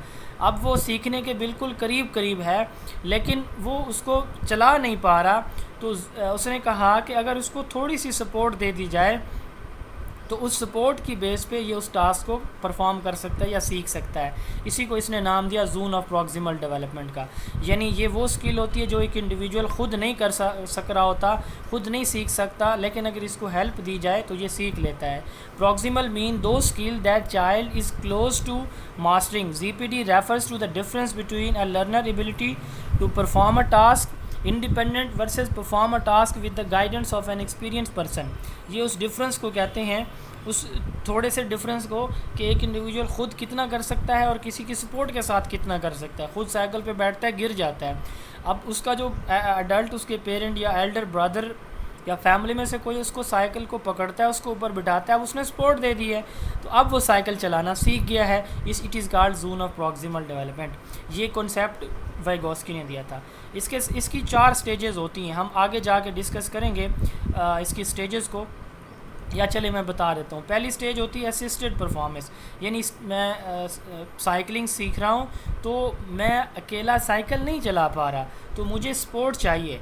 तो इस जो पहली स्टेज होती है असिस्टेड परफॉर्मेंस, यानी मैं सपोर्ट के बगैर काम नहीं कर सकता, तो सपोर्ट लाजमी है। असिस्टेंस की बेस पे मैं कोई काम कर सकता हूँ। आपकी बुक में लिखा हुआ है जी, सारी अधिकार हैं आपकी बुक में लिखे हुए हैं, देख लें। हाँ जी हैं लिखे हुए। दूसरा है अनअसिस्टेड परफॉर्मेंस। अब दूसरी स्टेज पे कुछ टाइम के बाद जो टास्क मुझे सिखाया गया है मैं उसको असिस्टेंस के बगैर परफॉर्म कर सकता हूँ, यानी पहले मैंने सपोर्ट के साथ किया, अब मैं सपोर्ट के बगैर भी कर सकता हूँ। ये दूसरी स्टेज है। थर्ड स्टेज है फुल इंटरनलाइजेशन। इस स्टेज में मैं वो टास्क परफेक्टली कर सकता हूँ। फर्स्ट में मैं सपोर्ट के बगैर नहीं कर सकता, it is called assisted performance. Second में मैं टूटा फूटा कर सकता हूँ लेकिन असिस्टेंट के बगैर कर सकता हूँ, अनअसिस्टेड परफॉर्मेंस। थर्ड वन है कि मैं उस टास्क को स्किलफुली कर सकता हूँ, साइकिल बाज़ार में भी चला लूँगा, गली के मोहल्ले, मस्जिद, घर में, मस्जिद नहीं सॉरी, मोहल्ले, बाज़ार, रोड पे, अपनी छोटी गली में, हर जगह पे घर में चला सकता हूँ। तो ये फुल इंटरनलाइजेशन है, यानी किसी भी जगह पे मैं उस टास्क को स्किलफुली परफॉर्म कर सकता हूँ। एंड लास्ट वन है डी ऑटोमाइजेशन। ये साइकिल मेरी बेच दी गई या टूट गई तो कुछ अरसे बाद मुझे साइकिलिंग भूल जाती है, फ़र्ज़ करें, तो वो टास्क जो सीखा हुआ था उसको भूल जाना डी ऑटोमाइजेशन कहलाता है। अब दूसरी टर्म पे मैं रिपीट कर दूंगा ये सारी। दूसरी टर्म है स्कैफोल्डिंग। ये ब्रूनर ने इंट्रोड्यूस करवाई थी, फिर वाइगोस्की की थ्योरी में इसको यूज़ किया गया था। What is scaffolding? स्कैफोल्डिंग कहते हैं कि एक बच्चे को आपकी सपोर्ट चाहिए। आप स्टार्ट में साइकिलिंग के एग्जांपल अगेन पुट कर लेते हैं कि एक बच्चे को आपने साइकिल पकड़ी दोनों हाथों से अपने, और साइकिल पे बच्चे को बिठाया, उससे कहा कि हाँ जी आप इसके पेडल्स को मूव करें। अब वो मूव कर रहे हैं, आप साथ साथ चल रहे हैं, ठीक है, दोनों हाथों से पकड़ के। फिर आपने एक हाथ छोड़ दिया, एक हाथ से आप पकड़ रहे हैं, फिर आपने अपना दूसरा हाथ भी छोड़ दिया, साथ आप उसके चल रहे हैं कि बच्चा गिर ना जाए। तो आपने अपनी सपोर्ट जो ज़्यादा थी उसको थोड़ा कम किया और कम किया और कम किया, आप ख़त्म कर दी।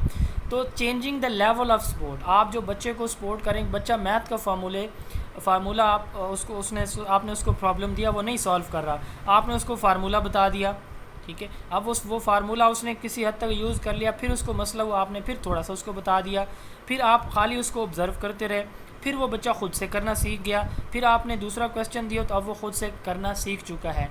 तो आपकी सपोर्ट स्टार्ट में ज़्यादा थी, फिर कम होते होते ख़त्म हो गई। तो ये क्या कहलाता है? Scaffolding. Scaffolding mean providing a temporary support और assistance to a child for learning a When the child learns to complete the task independently, then the given help or his assistant is removed gradually. Vygotsky ने social interaction या इसको psycho social development theory थी, उसने कहा कि individual अपने environment से सीखता है, अपने बड़ों के साथ इंटरेक्शन से सीखता है। उसने 3 टर्म्स इंट्रोड्यूस करवाई, MKO, ZPD, zone of proximal development, and scaffolding. MKO more knowledgeable other, इसमें ट्यूटर भी आता है, टीचर भी। ट्यूटर एक टीचर एक बच्चा, और टीचर एक टीचर काफ़ी सारे स्टूडेंट। अब दूसरे नंबर पे आता है ZPD, उसने कहा कि एक टास्क बच्चा अकेला परफॉर्म नहीं कर सकता, लेकिन अगर उसको सपोर्ट दे दी जाए तो वो उस टास्क को परफॉर्म कर लेता है। तो उसने कहा कि जो डिफरेंस है, एक बच्चा खुद करता है और नहीं कर सकता, तो वो जो पीक पे पहुंचा हुआ है लेकिन थोड़ी सी उसको असिस्टेंस चाहिए, इस डिफरेंस को उसने कहा जोन ऑफ प्रॉक्सिमल डेवलपमेंट है। इसकी 4 स्टेजेस हैं। एक बच्चा बगैर हेल्प के नहीं कर सकेगा, इसको हम कहते हैं असिस्टेड परफॉर्मेंस। फिर हेल्प के बगैर कर लेगा लेकिन स्किलफुली नहीं कर सकेगा, अनअसिस्टेड परफॉर्मेंस। फिर वो बगैर किसी सपोर्ट के स्किलफुली कर सकता है, फुल इंटरनलाइजेशन। और फिर ये इसको कुछ अरसे बाद अगर प्रैक्टिस नहीं होगी उसकी, बार बार उसको नहीं करेंगे तो भूल जाएगा, डी आटोमाइजेशन। और देन तीसरी टर्म है स्कैफोल्डिंग, कि एक इंडिविजुअल है उसको जब आप लर्नर या बच्चे को सपोर्ट दे रहे हैं और सपोर्ट को ग्रेजुअली आप कम करते करते ख़त्म कर देते हैं, तो इसको हम स्कैफोल्डिंग कहते हैं। जी नेक्स्ट है व्हाट आर एजुकेशनल फ़िलासफ़ीज़। जी एजुकेशनल फ़िलासफ़ीज़ क्या होती हैं सर? जी सर एक लैडरिंग के बारे में पूछना चाह रही थी कि लैडरिंग में भी हम यही करते हैं कि आहिस्ता आहिस्ता सपोर्ट को ख़त्म कर देते हैं। जी लैडरिंग एक टर्म यूज़ होती है स्कैफोल्डिंग की तरह। लैडरिंग हम कहते हैं कि हम अब इसमें डिस्कशन की बात हो रही है। लैडरिंग में हम डिस्कशन पे बात जाते हैं। जब हम क्लास में कोई डिस्कशन कर रहे हैं, कोई टॉपिक समझा रहे हैं, तो उस डिस्कशन के दौरान हम ये देखते हैं कि हमारा जो बच्चा है उसको अब हमें मज़ीद अब नहीं समझ पा रहा बच्चा, तो हम अपनी जो डिस्कशन है उसको मज़ीद एक्सप्लेनेशन या एग्जांपल्स के साथ, यानी इन डेप्थ हम चले जाते हैं, डेप्थ में चले जाते हैं। अब हम ये समझते हैं कि अब हमारे बच्चे को बिल्कुल आसान है उसके लिए समझना, मज़ीद इसको डेप्थ में जाने की ज़रूरत नहीं है, लेके जाने की इस टॉपिक को, तो हम सरफेस लेवल को नॉलेज उसको दे देते हैं। तो changing the level of discussion, आप अपनी डिस्कशन को क्लासरूम के अंदर डीपर कर रहे हैं। जैसे उस्मान साहब ने कहा सर आप डीपर जा रहे हैं, आप थोड़ा सा मेहरबानी करें सरफेस लेवल की बातें करें, तो मैं सरफेस लेवल पे आ जाता हूँ, यानी मैं सिर्फ मेन चीज़ें बता रहा हूँ, मैं डेप्थ में नहीं जा रहा। तो इस डिस्कशन को डीप ले जाना या छोटा या मिनिमाइज़ या टू द पॉइंट कर लेना, ये लैडरिंग कहलाता है, ठीक है। जबकि वो स्पोर्ट होती है, स्कैफोल्डिंग स्पोर्ट होती है। डिफाइन, अच्छा जी सॉरी, ये क्वेश्चन था what are educational philosophies. Self efficacy का कॉन्सेप्ट बता दें। सेल्फ एफिकेसी सर ये किसने, ये बंदूरा ने दी थी क्या ये कॉन्सेप्ट सेल्फ एफिकेसी। जी सेल्फ एफिकेसी, सेल्फ एफिकेसी का किसी को कंफर्म है? मुझे नहीं है कंफर्म, किसी को है तो काइंडली बता दें। इट्स ओके सर, मैं देख लूँगी बाद में। चलिए आप देख के मुझे भी बता दीजिएगा, क्योंकि मुझे इसके बारे में इन्फॉर्मेशन नहीं है। सर ये किसी भी इंडिविजुअल का बिलीफ होता है अपनी, मतलब उसकी कैपेसिटी पे, कि वो कितना किसी काम को अच्छे तरीके से कर सकता है, अपने गोल तक पहुंच सकता है। मुझे तो इसकी समझ है, ये टर्म इंट्रोड्यूस किसने करवाई थी?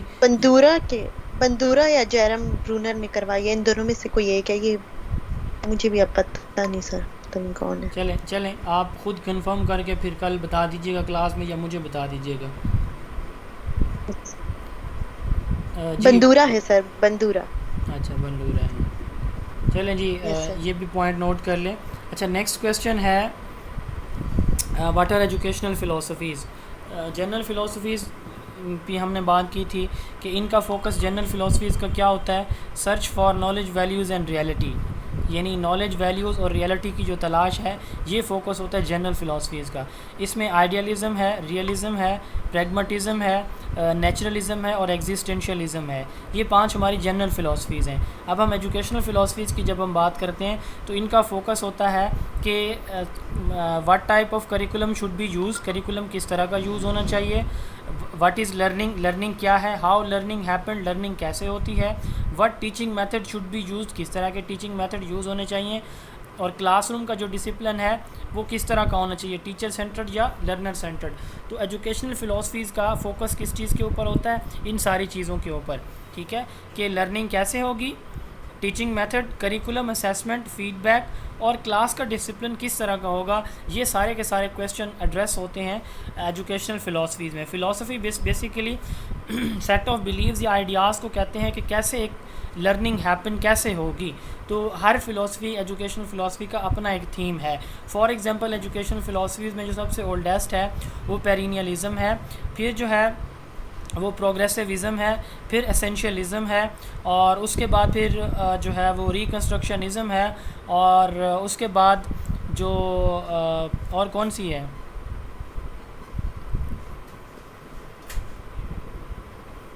जी ये जो चार, जी सर एसेंशियलिज्म, हाँ जी ये तो हो गई है, पेरिनियलिज्म, प्रोग्रेसिविज़म, एसेंशियलिज्म, और चौथी है हमारे पास रिकन्स्ट्रक्शनिज़म और प्रोग्रेसिविज़म।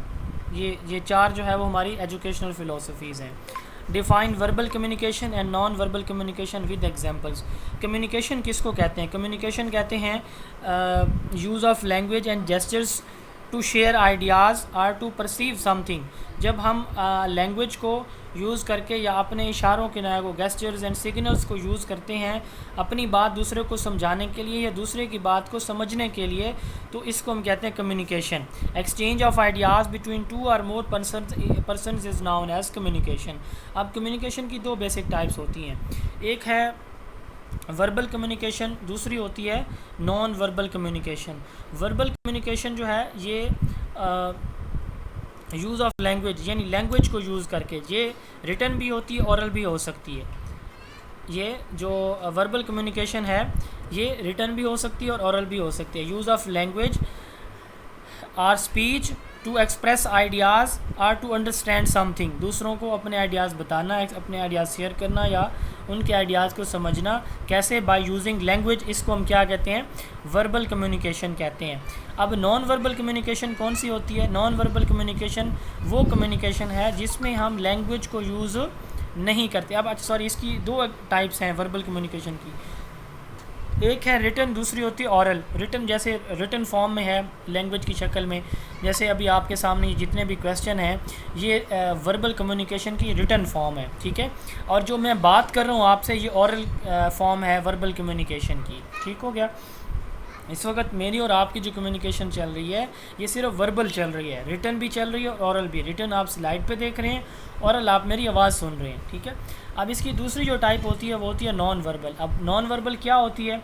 नॉन वर्बल जो कम्युनिकेशन है इसमें जेस्चर्स यूज़ होते हैं, इशारे किनारे सिग्नल्स यूज़ होते हैं, जैसे फेस एक्सप्रेशन है, आई कॉन्टैक्ट है, हैंड्स की मूवमेंट, नेक की मूवमेंट एट्सेट्रा। तो ये इसमें हम क्या करते हैं, वर्ड्स को यूज़ नहीं करते, सिंबल्स को, साइंस को, इमेजेस को, पिक्चर्स को, एरोज़ को या अपने इशारे जो बॉडी के हैं मुख्तलिफ उनको यूज़ करके कोई बात समझाते हैं। मसलन इसकी एग्जांपल क्लास में नॉन वर्बल की कैसे होगी?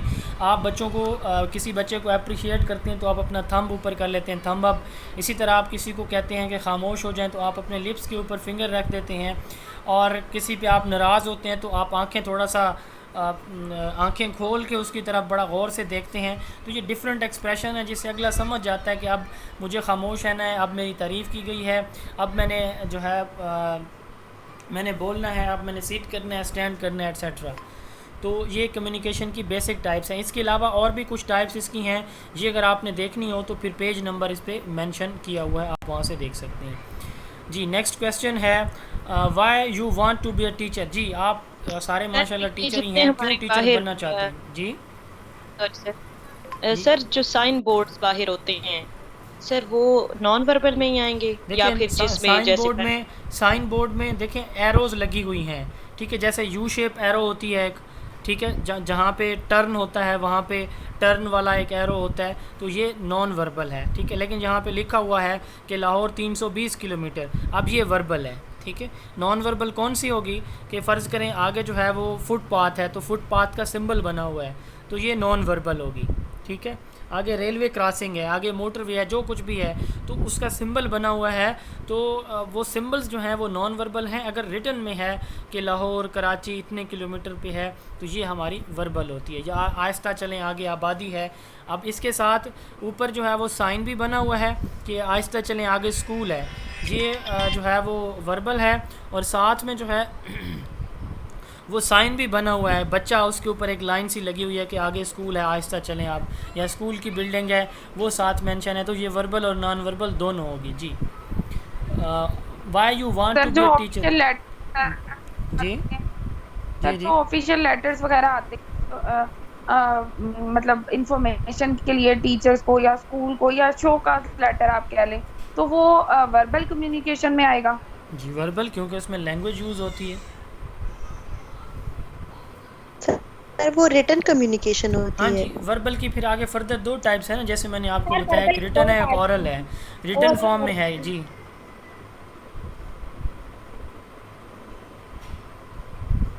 जैसे इस दफ़ा सवाल भी आया था कि email is a form of verbal, non verbal, written, oral, तो ये रिटन कम्युनिकेशन थी ईमेल। जी, why you want to be a teacher, आप टीचर क्यों बनना चाहते हैं, कौन बताएगा? हेलो,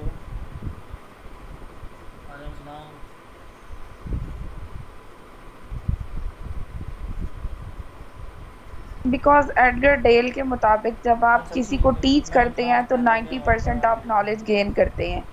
तो अगर हम नॉलेज को ज़्यादा बेहतर तौर पे गेन करना चाह रहे हैं या अपनी हिडन एबिलिटीज़ को एक्सप्लोर करना चाह रहे हैं, तो हम अगर टीचिंग के प्रोफेशन के साथ इन्वॉल्व होते हैं तो इससे ना सिर्फ हम दूसरों को सिखा पाएंगे बल्कि हमारा खुद का नॉलेज, हमारी खुद की स्किल्स पॉलिश होंगे। इसलिए मैं टीचिंग ज्वाइन करना चाहती हूँ। जी, कोई और? जी sir, teaching is a noble profession, prophetic profession. The aim of teaching is to serve humanity. That's why I select this profession. Yes, सबसे पॉजिटिव पॉइंट इसका है कि it is a prophetic mission या prophetic profession. I love to be a teacher, it's my passion, I have experience in this field and I want to utilise my energies at larger level. Teacher earns a lot of respect in society. तो ये इसके factor हैं। इसके अलावा हम ये भी कह सकते हैं हम ready for more challenging task. मैं किसी भी तरह के टीचिंग के टास्क को जो है वो परफॉर्म करने के लिए रेडी हूँ। मेरे अंदर जो मेरे पास नॉलेज है बच्चे की ग्रोथ और डेवलपमेंट का, कि बच्चे की जो नीड और इंटरेस्ट हैं, क्लासरूम मैनेजमेंट का, लेसन प्लानिंग का, असेसमेंट का, फीडबैक का, और बच्चे की ओवरऑल लर्निंग या पर्सनैलिटी या करेक्टर डेवलपमेंट का। तो मैं चाहता हूँ कि अपने इस पोटेंशियल या इन स्किल्स को यूज़ करके एक बेटर ह्यूमन या एक अच्छा या ट्रू मुस्लिम जो है वो क्रिएट करूँ। तो ये आपके आंसर डिफरेंट हो सकते हैं, आप इन सब को जो मैंने बताया है मिक्स भी कर सकते हैं। What is difference between solo and जी सेम आंसर है वो why you want to be a lecturer, तो सेम आंसर ही होगा। हाँ बिल्कुल, why you want to be a lecturer, why we select you, why you like to why you want to be a teacher, why you want to be a lecture, why we select you. तो ये उसके सारे जवाब हो सकते हैं जी।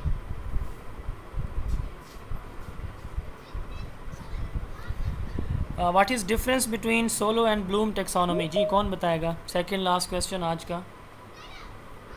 Sir मैं बताऊं? जी बताइए सर। सोलो टेक्सोनॉमी, अच्छा सर डिफरेंस बताना है जी। अच्छा सर, सोलो टेक्सोनॉमी जो है वो लर्निंग आउटकम्स को मेजर करती है, जबकि ब्लूम टेक्सोनॉमी जो है वो एजुकेशनल ऑब्जेक्टिव्स को मेजर करती है। सर नंबर 2 पे होगा कि जो सोलो टेक्सोनॉमी है वो स्टूडेंट्स की जो अंडरस्टैंडिंग का जो उनका लेवल है, यानी कि उनकी जो कॉम्प्लेक्सिटी है उसको मेजर करेगी जी। और चले मैं बता देता हूँ, सर कोई और बताना चाहे? सर ये जो मिस ने कहा कि सोलो जो है ये लर्निंग आउटकम्स को मेजर करेगी, ये तो लर्निंग परफॉर्मेंस को सिर्फ देखती है, लर्निंग परफॉर्मेंस इसमें देखी जाती है स्टूडेंट्स की। जी आप अपना पॉइंट ऑफ व्यू दें, फिर मैं तो सर मैं बता जी। आप बस क्रॉस कमेंट्स ना करें, खैर है उसने पॉइंट दिया, आपने उसको अपना पॉइंट ऑफ व्यू से बताया, मैं एंड पे बता दूंगा जी। आप में से कोई बताना चाहे इस पे कोई 1-2 पॉइंट्स जी जल्दी से please. Sir solo taxonomy performance को मेजर करती है और सर ये टीचिंग और लर्निंग को की असेसमेंट करती है, जबकि जो ब्लूम टेक्सोनॉमीज है इसके थ्रू हम लेसन प्लानिंग करते हैं और अपने ऑब्जेक्टिव्स भी बनाते हैं जी। ब्लूम टेक्सोनॉमी जो है वो डॉक्टर बेंजामिन ब्लूम ने प्रेजेंट की थी और सोलो टेक्सोनॉमी बिग्स एंड कॉलेज ने की थी, पहला पॉइंट। दूसरा पॉइंट है कि जो ब्लूम टेक्सोनॉमी है इसके 3 एरियाज़ हैं, यानी ये बच्चे की इसकी बेस पे हम कोई टेस्ट बना सकते हैं, या चलें ये मैं टेस्ट वाला पॉइंट बाद में बताता हूँ। पहला पॉइंट ब्लूम ने दी, दूसरा बिग्स एंड कॉलेज ने दी। 19 कब दी थी बेंजामिन ब्लूम ने ये सोलो ब्लूम टेक्सोनॉमी? 1956 1956 में दी थी, और बिग्स एंड कॉलेज ने 1982 में दी थी 1982 जी। फर्स्ट इसके 4 लेवल थे, अब इसके 5 लेवल हैं। अच्छा 1999 में ये रिवाइज हुई थी सोलो टेक्सोनॉमी। तो पहला पॉइंट तो ये हो गया। दूसरा ये हुआ कि जो ब्लूम टेक्सोनॉमी है ये 3 एरियाज़, इसमें 3 डिफरेंट ऑब्जेक्टिव्स होते हैं या 3 डिफरेंट डोमेन्स हैं। ये बच्चे की अंडरस्टैंडिंग को भी मेजर करती है, उसकी जो अफेक्टिव जो स्किल्स हैं उनको भी, और साइकोमोटर स्किल्स को भी, यानी उसके नॉलेज को, अंडरस्टैंडिंग को भी, और जो उसके अंदर जो मोरालिटी है, एथिकल वैल्यूज़ हैं उनको भी, और उसकी प्रैक्टिकल स्किल्स को भी। जबकि जो सोलो टेक्सोनॉमी है वो सिर्फ बच्चे की अंडरस्टैंडिंग को मेजर करती है, यानी वो सिर्फ जो कॉग्निटिव एबिलिटीज़ हैं उनको मेजर करती है, सिर्फ और सिर्फ जो सोलो टेक्सोनॉमी है। इसके अलावा जो ब्लूम टेक्सोनॉमी और सोलो, ये दोनों जो है वो टेबल ऑफ स्पेसिफिकेशन, यानी टेस्ट जो हम बनाते हैं उसको टेबल ऑफ स्पेसिफिकेशन बनाने के लिए ये यूज़ की जाती हैं। सोलो टेक्सोनॉमी बेसिकली जो ब्लूम टेक्सोनॉमी है इसके जो डिफरेंट डोमेन्स हैं, इससे हम अपने लेसन को प्रॉपरली प्लान कर सकते हैं और बच्चे की असेसमेंट इस बेस पे कर सकते हैं। जबकि जो ब्लूम सोलो टेक्सोनॉमी है ये सिर्फ बच्चे की अंडरस्टैंडिंग के लिए है, इसकी बेस पे हम अपनी लेसन प्लानिंग नहीं कर सकते। ये कुछ बेसिक जो है वो डिफरेंसेस थे। बाकी आप इनके लेवल्स भी अगर बताना चाहें, उसके 3 डोमेन्स हैं ब्लूम टेक्सोनॉमी की, हर डोमेन के फर्दर लेवल्स हैं, और उसमें प्रॉपर हायरार्की है जो ब्लूम टेक्सोनॉमी के लेवल्स हैं हाईएस्ट से लोएस्ट की तरफ, और इसमें जो है वो असेंडिंग ऑर्डर है हायर से लोअर की तरफ, और उसकी अंडरस्टैंडिंग का असेंडिंग आर्डर है, जिसमें जैसे सबसे पहले एक प्री कन्वेंशनल है, बच्चे को बिल्कुल जवाब नहीं आता। उसके बाद जो है वो यूनी स्ट्रक्चरल है, बच्चा सिर्फ एक एस्पेक्ट समझता है। मल्टी स्ट्रक्चरल है, बच्चा कई एस्पेक्ट समझता है। रिलेशनल है, बच्चा कई एस्पेक्ट समझता भी है और उनको आपस में रिलेट भी कर सकते हैं। एक्सटेंडेड एब्स्ट्रैक्ट, बच्चा डिफरेंट जो एस्पेक्ट्स हैं उनसे कंक्लूजन भी ड्रा कर सकता है समझने के साथ साथ। तो ये जो है वो इसमें बच्चे की अंडरस्टैंडिंग का असेंडिंग आर्डर मौजूद है लोएस्ट से हाईएस्ट की तरफ, जबकि वहाँ पे 3 डिफरेंट डोमेन्स हैं और हर डोमेन्स ये आपस में इंटरलिंक्ड हैं। इसकी सारी स्टेजेस, उसकी स्टेजेस आपस में इंटरलिंक्ड नहीं हैं जो ब्लूम टेक्सोनॉमी के लेवल्स हैं। आज के दिन का लास्ट क्वेश्चन है, व्हाट इज़ फ़िलॉसफी? फ़िलॉसफी किसको कहते हैं? Philosophy is known as search for reality. ये इसकी सबसे शॉर्ट डेफिनेशन है, systematic study of knowledge, values and reality. ये भी फ़िलॉसफी की डेफिनेशन है। Philosophy is search for reality और philosophy is systematic study of knowledge, values and reality. या इसकी तीसरी डेफिनेशन है रैशनल इन्वेस्टिगेशन ऑफ नेचर। चौथी डेफिनेशन है इसकी कि philosophy is rational investigation of knowledge, values and reality. जी इंशाअल्लाह ताला हम जो है वो कल से क्वेश्चन नंबर 106 से स्टार्ट करेंगे। अभी नमाज का वक्त होने वाला है। मैं ये सोच रहा था कि आपकी क्लास अगर आफ्टर मगरिब कर दी जाए, क्योंकि मगरिब से इशा के दरमियान हमारे पास तकरीबन 1 घंटा 40 मिनट टाइम होता है, और हम नमाज के बाद अज़ान के बाद थोड़ा सा वहाँ पे टाइम होता है, यहाँ मगरिब की नमाज के बाद टाइम नहीं होता। तो अगर आप लोग जो है वो एग्री हो तो क्लास आपकी शिफ्ट की जाए 7:10 पे, यानी 7:10 पे, और जो HM की क्लास मेरी हो रही है 7:10 पे, उसको मैं यहाँ ले आता हूँ 5 बजे के टाइम पे। जी आप में से किसी को इशू है टाइमिंग का? सर जी सर ये टाइमिंग सर यही वाली टाइम ठीक है, लेकिन इसको सर पहले कर लें। इसको पहले कर लें सर, बेशक आप सर इसको मजीद पहले चलें, इसको 4:30 करते हैं, क्योंकि ना 3:30 से हम कोशिश करते हैं कल से कि एटलीस्ट जो है 1 घंटा 45 मिनट की हमारी डिस्कशन हो। अब 1 घंटा 10-15 मिनट तक की हमारी हो रही है, तो चलें मज़ीद जो है हम कोशिश करेंगे कि इसको टाइमिंग बढ़ाते हैं ताकि हमारे जो क्वेश्चन है वो मैक्सिमम हो जाएं। मुझे स्पीड लगाने में कोई इशू नहीं है। मैं एक जो मेरा चैप्टर है वो मैं 10 दिन में कराता हूँ वैसे नॉर्मली 8 से 10 दिन में, लेकिन मैंने एक जो चैप्टर है वो मैं 2 घंटे भी मैंने कराया हुआ है क्विक रिव्यू में, ठीक है। तो मुझे इशू नहीं है, मैं स्पीड लगाऊंगा तो मैं टोटल 3 घंटे की रिकॉर्डिंग आपको दे दूंगा, जिसमें 700 सवाल जो हैं उनके जवाब आपको मिल जाएंगे।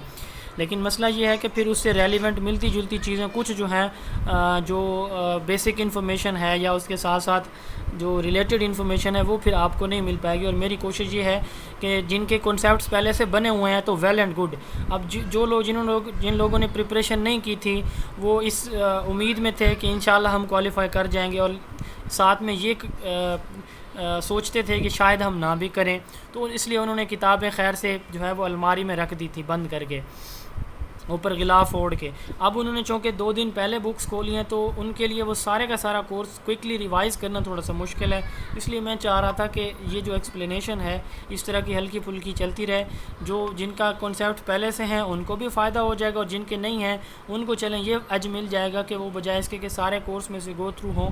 मैं इन्हीं सवालों में से मेरी कोशिश है कि मैं आपके सारे कोर्स को इंशाअल्लाह ताला इन्हीं सवालों के अंदर मरकूज़ कर दूँ। जी कोई सजेशन? लास्ट 2 मिनट से हमारे पास फिर नमाज अजान हो जाएगी। जी सर मैंने करवाना था आपको जो आप कह रहे थे। जी फरजान सर ये एम्बेडेड लर्निंग का मुझे समझ नहीं आया था, आज मैं स्टडी कर रहा था, ये आसान अल्फाज में बता दें और इनका जो इन्फ्यूजन लर्निंग है उससे ये कैसे डिफरेंट है? सॉरी इन्फ्यूजन और एम्बेडेड लर्निंग, एम्बेडेड और इन्फ्यूजन जी कोई बताना चाहे इस पे?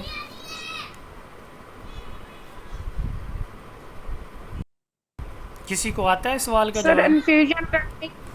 इन्फ्यूजन लर्निंग तो वो नहीं होती जो जिसमें हम स्किल ओरिएंटेड है, जैसे एंटरप्रेन्योरशिप का एक सब्जेक्ट हम बच्चों को पढ़ा दें, जो कैरियर ओरिएंटेड एजुकेशन होती है, जब उसको एजुकेशन में एज अ सब्जेक्ट पढ़ाया जाए तो उसको हम कह सकते हैं कि ये इन्फ्यूजन एजुकेशन है। और एम्बेडेड? सर एम्बेडेड भूल गए।